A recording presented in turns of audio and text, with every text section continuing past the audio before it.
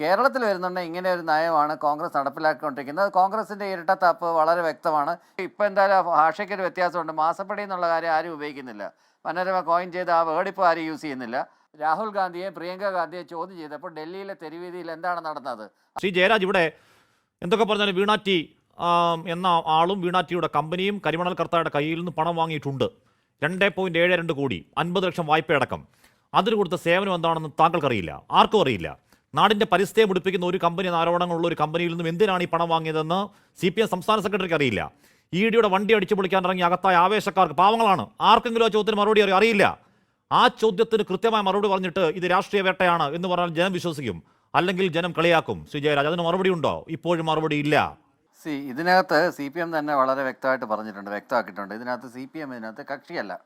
പിന്നെ ഇതിനകത്ത് എയിം ചെയ്യുന്നത് വീണ ടിയിലൂടെ പിണറായി വിജയൻ എന്ന് പറഞ്ഞ സമുന്നതനായ നേതാവിനെ ചെളിവാരി എറിയാൻ വേണ്ടി അദ്ദേഹത്തിൻ്റെ ഇമേജ് ടാർണിഷ് ചെയ്യാൻ വേണ്ടിയിട്ടുള്ള ശ്രമമാണ്. 2 പ്രാവശ്യം ഇവിടെ രാഹുൽ ഗാന്ധി 2024 ഏപ്രിലും 2025 ഓഗസ്റ്റിൽ പ്രിയങ്ക ഗാന്ധിയും പറഞ്ഞു എന്തുകൊണ്ട് പിണറായി വിജയനെ അറസ്റ്റ് ചെയ്ത് ജയിലിൽ അടയ്ക്കുന്നില്ല എന്ന് കേരളത്തിൽ വന്ന് പ്രസംഗിച്ചതാണ്. കേരളത്തിൽ അവർ വന്ന് പ്രസംഗിക്കണമെങ്കിൽ കേരളത്തിലെ കോൺഗ്രസ്സുകാർ കൊടുത്ത ഫീഡ്ബാക്ക്, അതുകൊണ്ടാണ് നമ്മൾ പറയുന്നത് വാളയാർ ചുരത്തിന് അപ്പുറത്ത് EDക്കെതിരെ കോൺഗ്രസ്സിന് ഒരു നയവും വാളയാർ ചുരത്തിന് ഇപ്പുറത്ത് EDയെക്കുറിച്ച് കോൺഗ്രസ്സിന് മറ്റൊരു നയമാണെന്ന്. അത് ശിവഗംഗയിലെ രാജകുമാരനായിട്ടുള്ള ചിദംബരമാണെങ്കിലും കാർത്തി ചിദംബരം ആണെങ്കിലും നേരത്തെ പറഞ്ഞ DK ശിവകുമാർ ആണെങ്കിലും ഈ പറഞ്ഞ കണക്കുള്ള കേജ്രിവാൾ ആണെങ്കിലും ഹേമന്ത് സോറൻ ആണെങ്കിലും എല്ലാം ഒരു നയവും. അതേ മറിച്ച് ഇങ്ങോട്ട് വരികയാണെന്നുണ്ടെങ്കിൽ അതിനകത്ത് കെജ്രിവാളിന് പറഞ്ഞിട്ടില്ല. കെജ്രിവാളിനെ അറസ്റ്റ് ചെയ്യണമെന്ന് തന്നെയാണ് പറഞ്ഞത്. കെജ്രിവാളിനെ അറസ്റ്റ് ചെയ്യണമെന്ന് തന്നെയാണ് കോൺഗ്രസ് പറഞ്ഞത്. പക്ഷേ കേരളത്തിൽ വരുന്നുണ്ടെങ്കിൽ ഇങ്ങനെ ഒരു നയമാണ് കോൺഗ്രസ് നടപ്പിലാക്കിക്കൊണ്ടിരിക്കുന്നത്. കോൺഗ്രസിൻ്റെ ഇരട്ടത്താപ്പ് വളരെ വ്യക്തമാണ്. ഇന്നിപ്പോൾ ഈ ചർച്ചയിലൂടെ അത് കൃത്യമായിട്ട് വെളിവായതാണ്.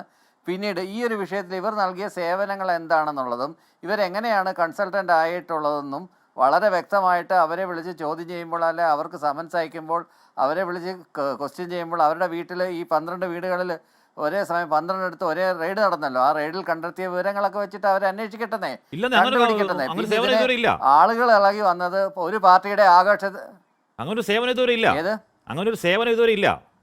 Investigation revealed complete lack of evidence supporting any consultancy work performed by either Exalogic Veena. Contrastingly കേട്ടോ, ATN technologies hired later by CMRL provided structured IT solutions at a far lower cost. എന്ന് പറഞ്ഞാൽ ഈ പറഞ്ഞ വീണ കൊടുത്തു 1.72 കോടിക്ക് വീണ കൊടുത്തു എന്ന് പറയുന്ന സേവനങ്ങൾ അറ്റ്ന എന്ന് പറയുന്ന വേറൊരു കമ്പനിയും അതിനേക്കാൾ താരതമ്യേന തുച്ഛമായ, അങ്ങേയറ്റം തുച്ഛമായ പൈസ ചെയ്തു കൊടുത്ത കാര്യം പറയുന്നുണ്ട്. ഒരു സേവനവും ചെയ്തു കൊടുത്തിട്ടില്ല.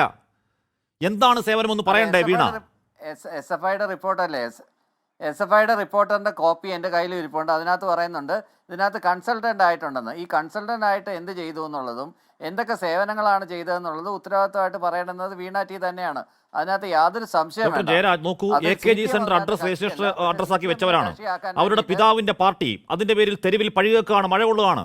ആ പാർട്ടിയുടെ സഖാക്കൾ ഓരോ വീടുകൾക്ക് ഏക അത്താണിയായ പാവങ്ങൾ സഖാക്കളാണ്. ആ റെയ്ഡ് പ്രതിരോധത്തിന്റെ പേരിൽ ഗുരുതര വകുപ്പുകളിൽ അകത്ത് കിടക്കുകയാണ്. ഇപ്പോഴെങ്കിലും എക്സാലോജിക്ക് ഉടമസ്ഥയ്ക്ക് ഒരു വാർത്താക്കുറിപ്പ് ഇറക്കണ്ടേ? ഇതൊക്കെയാണ് ചെയ്ത സേവനങ്ങൾ, ഇതൊക്കെയാണ് കൊടുത്ത സേവനങ്ങൾ, ഇതിന്റെ പേരിൽ എക്സാലോജിക്കിനെയും എന്റെ പിതാവിന്റെ പാർട്ടിയെ ആക്രമിക്കരുത് എന്നൊരു വാർത്താക്കുറിപ്പ് ഇറക്കാൻ ബാധ്യസ്ഥമല്ലേ അവർ? മിണ്ടുന്നില്ലല്ലോ, കമാന്ന് മിണ്ടുന്നില്ലല്ലോ. അത് വരട്ടെന്നേ അത് കോടതിയിൽ ഹാജരാക്കുന്ന രേഖകൾ അവർ കോടതിയിൽ ഹാജരാക്കും. അവരെന്തായാലും കക്ഷി ചേർന്ന് അവർ കോടതിയിലും പോയിട്ടില്ലല്ലോ. ഇന്ന് CMRLന്റെ ഹർജിയല്ലേ തള്ളിയിട്ടുള്ളൂ. CMRL തുടരന്വേഷണമായിട്ട് ബന്ധപ്പെട്ടിട്ടുള്ള ഹർജിയല്ലേ എന്തിട്ടുള്ളൂ. വീണ തൈക്കണ്ടിയിൽ ഒരു കോടതിയിലും അവരെ ഇത് ചെയ്യണമെന്ന് പറഞ്ഞിട്ട് ഒരു ഹർജിയും കൊടുത്തിട്ടില്ലല്ലോ. അവരെ കുറ്റം ചാർത്തുകയാണെന്നുണ്ടെങ്കിൽ അവരുടെ പേരിലുള്ള കുറ്റപത്രം എന്താണെന്ന് പറയട്ടെ. അതിനുശേഷം അവരെ വിളിച്ച് ക്വസ്റ്റ്യൻ ചെയ്യട്ടെ. ക്വസ്റ്റ്യൻ ചെയ്യുമ്പോൾ അവർ പറയും ഇന്ന സേവനങ്ങളാണ് ഞാൻ കൊടുത്തത്, അല്ലെങ്കിൽ ഞാൻ സേവനം കൊടുത്തിട്ടില്ല. അങ്ങനെയാണെങ്കിൽ ഈ പറഞ്ഞ കണക്കല്ലേ PM prevention of money laundering act അതിനകത്ത് വരുന്നുണ്ടോ എന്നുള്ള കാര്യങ്ങളൊക്കെ അവിടെയല്ലേ വരുന്നത്. അല്ലാതെ അതിനു മുമ്പേ we should not jump into conclusion. ഇപ്പോൾ ഇതിനേക്കാളും സുപ്രധാനമായ പല കാര്യങ്ങളും നമ്മൾ ചർച്ച ചെയ്യുന്ന സമയത്ത് we are wasting our time. ഒന്നാമത്തെ കാര്യം CPMൻ്റെ ആരെയും വിളിച്ചിരുന്ന് ചർച്ചയ്ക്ക് വരാതിൻ്റെ പ്രധാനപ്പെട്ട കാര്യം ഇതാണ്. ഈ വിഷയമായിട്ട് ബന്ധപ്പെട്ട് എനിക്ക് തോന്നുന്നു കഴിഞ്ഞ ഒരു 2 വർഷത്തിനിടയിൽ ഞാനൊരു 12ാമത്തെയോ 13ാമത്തെയോ ചർച്ചയാണ് ഈ വിഷയമായിട്ട് ബന്ധപ്പെട്ട് വിവിധ ചാനലുകളിൽ ഞാൻ ഇരിക്കുന്നത്. അതിൽ കൂടുതലുണ്ടെന്ന് ഇല്ലെങ്കിലേ ഉള്ളൂ. അവസാനം PMRL എന്നൊരു പേര് കേട്ട് കഴിഞ്ഞാൽ, CMRL എന്നൊരു പേര് കേട്ട് കഴിഞ്ഞാൽ, അല്ലെങ്കിൽ നേരത്തെ ഇപ്പോൾ എന്തായാലും ഭാഷയ്ക്കൊരു വ്യത്യാസമുണ്ട്. മാസപ്പടി എന്നുള്ള കാര്യം ആരും ഉപയോഗിക്കുന്നില്ല. മനോരമ കോയിൻ ചെയ്ത ആ വേർഡ് ഇപ്പോൾ ആരും യൂസ് ചെയ്യുന്നില്ല. ഇതിപ്പം മണി ലോണ്ടറി എന്നുള്ളൊരു വേർഡാണ് കൂടുതലായിട്ട് യൂസ് ചെയ്യുന്നത്. അത്തരത്തിലുള്ള ഒരു രീതിയിലേക്ക് അത് പറഞ്ഞ് ഓരോ തവണ എന്താണെങ്കിലും പിന്നെ AK ബാലൻ ഇന്നും പ്രതിരോധമായി ഇറങ്ങി. AK ബാലൻ മാത്രമേ ഇന്ന് ഇറങ്ങിക്കണ്ടുള്ളൂ. പാർട്ടി എത്ര പ്രതിരോധമായി ഇറങ്ങിയാലും എത്ര സമരങ്ങൾ തെരുവിൽ നിറഞ്ഞാലും എത്ര ED വണ്ടി അടിച്ചു പൊട്ടിച്ചാലും നാടിന്റെ പരിസ്ഥിതിയെ തകർക്കുന്ന ഒരു കമ്പനിയിൽ നിന്നും പരിസ്ഥിതി മന്ത്രിയുടെ മകൾ വാങ്ങിയ പണം എന്തിനാണ് എന്ന് കൃത്യമായി ഏറ്റവും ചുരുങ്ങിയ പക്ഷം അതിനുവേണ്ടി തെരുവിലിറങ്ങി അടി വാങ്ങുന്ന ജയിലിൽ കിടക്കുന്ന പാർട്ടി സഖാക്കളോടെങ്കിലും പറയാൻ ബാധ്യസ്ഥമാണ്. ആരാണ്? പിണറായി വിജയൻ അല്ല, MV ഗോവിന്ദനല്ല, എക്സാലോജിക് എന്ന് പറഞ്ഞ പേപ്പർ കമ്പനി. ഞാൻ അങ്ങനെയൊക്കെ എത്താം. പാർട്ടി ആഹ്വാനം ചെയ്തിട്ടൊന്നും അല്ല വന്നത്. എന്തുമായിക്കോട്ടെ, പാർട്ടി ആഹ്വാനം ചെയ്തിട്ടൊന്നും അല്ല ജനങ്ങൾ തെരുവിലിറങ്ങിയത്. ജനങ്ങൾ തെരുവിലിറങ്ങിയത് അവരുടെ പാർട്ടി വേട്ടയാടുന്ന ഫീലിലാണല്ലോ. അവരുടെ പാർട്ടി നേതാവ് പിണറായി വിജയന്റെ വീട്ടിൽ ഈട് കയറി എന്ന വൈകാരികതയിലാണല്ലോ വണ്ടി അടിച്ചു പിടിച്ച് പാവങ്ങൾ അകത്ത് കിടക്കുന്നത്. ആ വീട് കണ്ടില്ലേ അങ്ങ്? ശിവൻകുട്ടി പോയ വീട് കണ്ടില്ലേ എന്ന് പറഞ്ഞാൽ ആ വീട്ടിന്റെ ഏക അത്താണികളാണ് ആ സഖാക്കൾ. ആ സഖാക്കൾ തെരുവിൽ തല്ലുകൊള്ളുന്നത് എന്തിനു വേണ്ടിയാണെന്ന് അവർക്കറിയണ്ടേ? അകത്ത് കിടക്കുന്നത് എന്തിനാണെന്ന് അവർക്കറിയണ്ടേ? ഒരു മിനിറ്റ് ഒന്ന് പറയേ, എങ്കിൽ പിന്നെ നിങ്ങൾ അങ്ങ് സംസാരിച്ചോണ്ടിരിക്കേ. അടുത്ത് എന്തിനാണ് ചോദിക്കുന്നത്?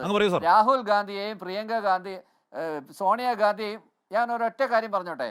രാഹുൽ ഗാന്ധിയെയും പ്രിയങ്ക ഗാന്ധിയെയും ചോദ്യം ചെയ്തപ്പോൾ ഡൽഹിയിലെ തെരുവീതിയിൽ എന്താണ് നടന്നത്? അത് ഏതെങ്കിലും പാർട്ടിയുടെ ആഹ്വാന പ്രകാരമാണോ ജനങ്ങൾ റോഡിൽ ഇറങ്ങുകയും തടയുകയും ചെയ്തത്? അവരുടെ നേതാക്കന്മാരെ ആക്രമിക്കുന്ന കണ്ടിട്ട് വൈകാരികമായി ഇറങ്ങിയ പ്രവർത്തകരാണ്. അതിനകത്ത് കോൺഗ്രസ് പ്രവർത്തകരുണ്ടായിരിക്കാം, അനുഭാവികളുണ്ടായിരിക്കാം, മറ്റുള്ളവരുണ്ടായിരിക്കാം, ഹാർഡ് കോർ ആയിട്ടുള്ള പ്രവർത്തകരുണ്ടായിരിക്കാം. അങ്ങനെയൊക്കെയുള്ള പ്രവർത്തകരാണ് മുഖ്യമന്ത്രിയുടെ പേരിൽ മുഖ്യമന്ത്രിയുടെ വീട്ടിൽ 12 അടുത്ത് ഒരുപോലെ റെയ്ഡ് നടത്തുന്നു. 10 വർഷം കേരളം ഭരിച്ച ഒരു മുഖ്യമന്ത്രി അഴിമതിയുടെ കരപോലും ഉള്ളരാത്ത, ഒരു തെളിവ് പോലും ഇല്ലാത്ത ഒരു മന്ത്രിമാരുടെ പേരിലും 5 പൈസയുടെ അഴിമതി ആരാണ് പോലും തെളിയിക്കാനാവാത്ത ഒരു ഗവൺമെന്റ് ക്ലീൻ ചിറ്റുമായിട്ട് ഇറങ്ങുമ്പോഴത്തേക്ക് ഇങ്ങനെ ഒരു ഫിലിംസ് ഗ്രൗണ്ട്സിൽ ഒരു കേസ് കൊണ്ടുവന്ന് ED അന്വേഷണം നടത്തുകയും രാഷ്ട്രീയ വേട്ടയാടലാണെന്നും അദ്ദേഹത്തിന്റെ വ്യക്തിത്വത്തിന്റെ പേരിൽ ചുള്ളിവാരി എറിയാനാണ് ഇതിന്റെ ഉദ്ദേശമെന്നും തിരിച്ചറിയാത്തവരല്ല കേരളത്തിലെ നാട്ടുകാർ. ശ്രീ ജയരാജ്, അത് ചോദ്യമല്ലേ? ശ്രീ ജയരാജ് എന്തായാലും പിണറായി വിജയൻ ചോദ്യം ചെയ്തിട്ടില്ല. ശ്രീ ജയരാജ് ഇവിടെ നോക്കൂ, വീണ ടീക്ക് ഏതെങ്കിലും പാർട്ടി അംഗത്തുള്ളതായിട്ട് എൻ്റെ അറിവിലില്ല. ഏതെങ്കിലും പാർട്ടി പരിപാടി കണ്ടതായി എൻ്റെ അറിവിലില്ല. അവരവരോട് ഒഴുക്കി പഠിച്ചു, അവരോട് ഒഴുക്കി ജോലിയായി, അവരോട് ഒരു കച്ചവടമായിട്ട് എക്സാലോജിക് എന്ന് പറഞ്ഞാൽ ഒന്നാമത് ഉടായ്പ കമ്പനിയാണ് നേരത്തെ പറഞ്ഞതാണ്. അതിന് കാരണം എന്താണ്? PT തോമസ് ഇത് ആദ്യം ഉന്നയിക്കുന്നു. എന്താണ് ഉന്നയിക്കുന്നത്? ഈ പ്രൈസ് വാട്ടർ കൂപ്പർ എന്ന് പറയുന്ന ഇടത് സർക്കാർ കരിമ്പട്ടികയിൽപ്പെടുത്തിയ കരാർ കൊടുക്കരുതെന്ന് CPM കേന്ദ്ര നേതൃത്വം മുന്നോട്ട് വെച്ച പ്രൈസ് വാട്ടർ കൂപ്പറിൻ്റെ ആള് ജയ്ക്ക് ബാലു വാങ്ങാൻ പേര് മെൻഡറാണെന്ന് പറഞ്ഞു. ആരോപണം ഉന്നയിക്കുമ്പോഴേക്കും ഈ പറഞ്ഞ എക്സാലോജിക്കിൻ്റെ വെബ്സൈറ്റ് ഡൗൺ ആവുന്നു. അതിനുശേഷം പൊങ്ങുമ്പോഴേക്ക് ജയ്ക്കിൻ്റെ പേരില്ല, ബാക്കിയൊന്നുമില്ല. അങ്ങനെ ഈ പേപ്പർ കമ്പനി CPM-നെ കേൾപ്പിച്ച പേരുദോഷത്തിന് കയ്യും കണക്കുണ്ടോ ശ്രീ ജയരാജ്? ഏറ്റവും ഇപ്പോഴടക്കം പാർട്ടി സഖാക്കൾ തെരുവിൽ അതിനുവേണ്ടി തല്ല് വാങ്ങുകയാണ്, തല്ല് കൊടുക്കുകയാണ്. ഈ പറഞ്ഞ വണ്ടി അടിച്ച് പൊളിച്ച് അകത്ത് പോയി ജയിലിൽ കിടക്കുകയാണ്. അവരുടെ വീടിൻ്റെ അവസ്ഥ പരമദയനീയമാണ്. ഇനിയെങ്കിലും ഈ കമ്പനിക്ക് വേണ്ടി, ഈ എക്സാലോജിക് എന്ന പേപ്പർ കമ്പനിക്ക് വേണ്ടി പാർട്ടി പ്രതിരോധം തീർക്കരുത് എന്ന് ആർജവത്തോടെ പറയാൻ ആരെങ്കിലും ഉണ്ടാവണ്ടേ അതിനകത്ത് ശ്രീ ജയരാജ്? ഇതിനകത്ത് പാർട്ടി പ്രതിരോധം തീർത്തത് ഈ ഒരു സംഭവം എന്ന് പറഞ്ഞു കഴിഞ്ഞാൽ ഇതിപ്പോൾ ഈ നടന്ന ED റെയ്ഡ് ഉണ്ടല്ലോ, ഇത് 10 വർഷം മുഖ്യമന്ത്രിയായിട്ടിരുന്ന ഒരാളുടെ മകൾ. ഇതാണ് ഇതിൻ്റെ വാർത്താ പ്രാധാന്യം. ഈ പ്രാധാന്യം നാഷണൽ ഡെയിലീസിലെല്ലാം അല്ലെങ്കിൽ നാഷണൽ ചാനലുകളിലെല്ലാം ഇത് വാർത്തയായിട്ട് വരും. അപ്പോൾ ഇങ്ങനെ ഒരു ഗ്രാഫ്റ്റ് കേസ് ഉണ്ടെന്നും ആ ഗ്രാഫ്റ്റ് കേസിനകത്ത് ഇദ്ദേഹം ഇൻവോൾവ് ആണെന്നും വരുത്തി തീർക്കേണ്ടുന്നത് BJP-യുടെ അല്ലെങ്കിൽ അവർ ഈ പറയുന്ന അവരുടെ ഈ ഏജൻസികളുടെ, അതായത് ഈ കൂട്ടിലടച്ച തത്ത എന്നൊക്കെ നേരത്തെ വിശേഷിപ്പിക്കുന്ന ചില ഏജൻസികളുടെ ഉദ്ദേശശുദ്ധിയെ നമ്മൾ അവിടെയാണ് സംശയിക്കുന്നത്. രാഹുൽ ഗാന്ധിയെയും സോണിയാഗാന്ധിയെയും ക്വസ്റ്റ്യൻ ചെയ്തപ്പോൾ 56 മണിക്കൂറോളം ക്വസ്റ്റ്യൻ ചെയ്തപ്പോൾ അതിനെതിരെ ആദ്യമേ പ്രസ്താവന നടത്തിയ രാഷ്ട്രീയ പാർട്ടിയുടെ പേര് CPIM എന്നാണ്. ഈ കാണിക്കുന്നത് ശരിയല്ലെന്ന് പറഞ്ഞത്. അരവിന്ദ് കെജ്രിവാളിൻ്റെ പേരിലും ഈ പാർട്ടി അതിനെതിരെ നടപടിയെടുത്തു. അന്ന് തൊട്ടേ ED-യുടെ ഈ നയങ്ങളെക്കുറിച്ച് വളരെ വ്യക്തമായിട്ട് ബോധ്യമുണ്ടായിരുന്നു. പിന്നെ ഈ അടിമ ഉടമ, യജമാനൻ അടിമ എവിടെ പോയി എന്നൊക്കെയുള്ള ഇതൊക്കെ എന്നേ കാലഹരണപ്പെട്ട വാക്കുകളാണ്. ഏത് യുഗത്തിലാണ് ജിൻഡോ ജോണൊക്കെ ജീവിക്കുന്നതെന്ന് എനിക്കറിയത്തില്ല. ഇനി ജന്മിത്വത്തിൻ്റെ വല്ല സാധനങ്ങളും പേറിക്കൊണ്ട് നടക്കുന്ന ആളാണോ എന്ന് എനിക്കറിയത്തില്ല. എന്തായാലും യജമാനൻ, ഒരു സർക്കാർ ഉദ്യോഗസ്ഥനെ യജമാനനും ആയിട്ടുള്ള ബന്ധം എന്നൊക്കെ പറയുന്നത്, ഹിസ് മാസ്റ്റേഴ്സ് വോയിസ് എന്നൊക്കെ പറയുന്ന കണക്കല്ലേ, അങ്ങനെയുള്ള ഒരു ബന്ധമാണോ ഒരു സർക്കാർ ഉദ്യോഗസ്ഥനും ഒരു മിനിസ്റ്ററുമായിട്ടുള്ളത്? We are living in a democratic സൊസൈറ്റിനോ? അപ്പോൾ അങ്ങനെയൊക്കെ അതിനെ ദുർവ്യാഖ്യാനങ്ങൾ കൊടുക്കുക എന്ന് പറയുന്നത് കൃത്യമായ ഉദ്ദേശത്തോടു കൂടിയാണ്. ചോദ്യം ചെയ്യുകയാണെങ്കിൽ താങ്കൾ ഈ പറഞ്ഞ വാദങ്ങൾക്ക് മൊത്തം അടിസ്ഥാനമുണ്ട്. കാര്യം വീണ തൈക്കണ്ടി എന്ന് പറയുന്ന സ്വകാര്യ വ്യക്തി ചെയ്ത പണിക്ക് പിണറായി വിജയൻ എന്ത് പിഴച്ചു? ആ ചോദ്യം അവിടെയുണ്ട്. നേരത്തെ ജിൻഡോ ചൂണ്ടിക്കാട്ടി ഇതിനേക്കാൾ മാരകമായ ഒരു കേസ് വന്നു മറ്റൊരു PB അംഗത്തിന്റെ മകനെതിരെ, ഇല്ലേ? ആ PB അംഗം അന്ന് ക്യാൻസർ ബാധിതനാണ്. അദ്ദേഹം അന്ന് മാധ്യമങ്ങളോട് പറഞ്ഞു, എൻ്റെ മകനെതിരെ ഉണ്ടായ ആരോപണം അത് അന്വേഷിക്കട്ടെ, പാർട്ടിക്ക് ഇതിലൊരു പങ്കുമില്ല എന്ന് അന്ന് പറയാറുന്ന ശബ്ദത്തിൽ കോടിയേരി പറഞ്ഞു, ഇല്ലേ? അന്ന് പിണറായി വിജയൻ പറഞ്ഞ എന്താണ്? ഒരു കേസ് വന്നതായി കാണുന്നു, ഈ കേന്ദ്ര ഏജൻസികളുടെ കയ്യിൽ എന്താണ് എന്ന കാര്യം നമുക്കറിയില്ലല്ലോ, അത് ആ കുടുംബം ആ പാർട്ടി നേരിടും, അല്ലെങ്കിൽ ആ കേസും വ്യവഹാരങ്ങളും ആ കുടുംബം നേരിടും എന്നല്ലേ അന്ന് പിണറായി വിജയൻ പറഞ്ഞത്? അതിൽ നിന്ന് ഇവിടെ മാറ്റം വരുന്നത് എങ്ങനെയാണ് ജയരാജ്? അതിനകത്ത് മാറ്റം വരുന്നതെന്ന് വെച്ച് കഴിഞ്ഞാൽ ഈ ഇദ്ദേഹത്തിൻ്റെ മകൻ എന്നുള്ള രീതിയിൽ ആ കേസ് വന്നപ്പോൾ ശ്രീ കോടിയേരി ബാലകൃഷ്ണൻ വളരെ അസന്നിഗ്ധമായിട്ട് പറഞ്ഞു കേസിൻ്റെ വഴിക്ക് തന്നെ പോകട്ടെ, പാർട്ടി അതിനകത്ത് ഇൻവോൾവ് ആവണമെന്ന് ആവശ്യമില്ല. അത് അങ്ങനെ ഒരു സ്റ്റാൻഡ് എടുത്തതിൻ്റെ ഭാഗമായിട്ടാണ് ആ ഒരു സന്ദർഭത്തിൽ അങ്ങനെ മറുപടി പറയേണ്ടി വന്നത്. പക്ഷേ ഇപ്പോൾ സാഹചര്യം അങ്ങനെയല്ല. ഇപ്പോൾ ഈ കേസിനകത്ത് കണക്ട് ചെയ്ത് കൊണ്ടുവന്നിട്ട് ഇതിനെ വേട്ടയാടാൻ, അന്ന് കോടിയേരി ബാലകൃഷ്ണനെ വേട്ടയാടാൻ ആയിരുന്നില്ല ഈ കേസ് കൊണ്ടുവന്നത്. വ്യക്തമായിട്ടും ബിനീഷ് അതിനുശേഷം തീർച്ചയായിട്ടും ഇവിടെ വീണ ടി വഴി പിണറായി വിജയനെ വേട്ടയാടാനാണ് ഇ ഡിയുടെ പ്ലാൻ എന്നാണ് നിങ്ങളുടെ വാദമെങ്കിൽ അന്ന് ആ വാദത്തിന് പ്രസക്തിയുണ്ട്. അന്ന് ബിനോയ് കോടിയേരിക്കെതിരെ കേസെടുത്ത ആ കേസ് പിന്നെ എന്തായി ജയരാജ്? ആ കേസ് ഈ പറഞ്ഞ എല്ലാവരും അന്വേഷിച്ച് എന്തെങ്കിലും എത്തിയോ? ഇതാ ഇപ്പൊ ബിനോയ്ക്കെതിരെ ആ കേസ്, ബിനീഷിനെതിരെ ആ കേസ് ഇപ്പോൾ ഉണ്ടോ? ഇല്ലല്ലോ. ഇന്ന് താങ്കൾ ഈ പറയുന്ന വാദമായി പറയുകയാണെങ്കിൽ അന്നും ആ വാദത്തിന് പ്രസക്തിയുണ്ട്. ബി ബി അംഗത്തിനെ വേട്ടയാടിയായിരുന്നു ലക്ഷ്യം. എത്ര നാൾ ജയിലിൽ കിടന്നു ബിനീഷ് കോടിയേരി? എത്ര നാൾ ജയിലിൽ കിടന്നു? അരവിന്ദ് കെജ്രിവാൾ എത്ര നാൾ ജയിലിൽ കിടന്നു? മനീഷ് സിസോദിയ എത്ര നാൾ ജയിലിൽ കിടന്നു? ഇപ്പോൾ ജാർഖണ്ഡ് മുക്തി മോർച്ചയുടെ ശിബു സോറൻ എത്ര നാൾ കിടക്കുന്നു? DK ശിവകുമാർ എത്ര നാൾ കിടന്നു? കാർത്തി ചിദംബരം എത്ര നാൾ കിടന്നു?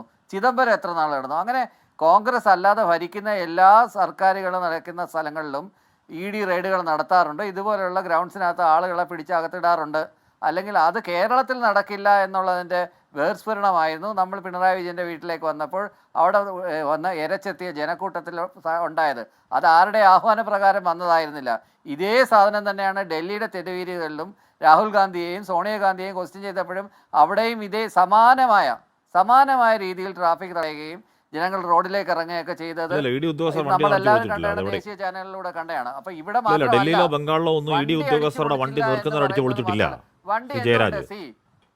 ഞാൻ പറയുന്നത് ഒരു അന്വേഷണത്തിനിടെ ഉണ്ടായ ഒരു ദുരനുഭവത്തിൽ അന്വേഷണ ഉദ്യോഗസ്ഥർ പക തീർക്കരുത് എന്നുള്ള ഐഡിയൽ സാഹചര്യമെങ്കിലും എന്തൊരു അപകടകരമായ നീക്കമാണ് നടത്തിയത്. ഒന്ന് ക്ലിയർ ആക്കിക്കോട്ടെ.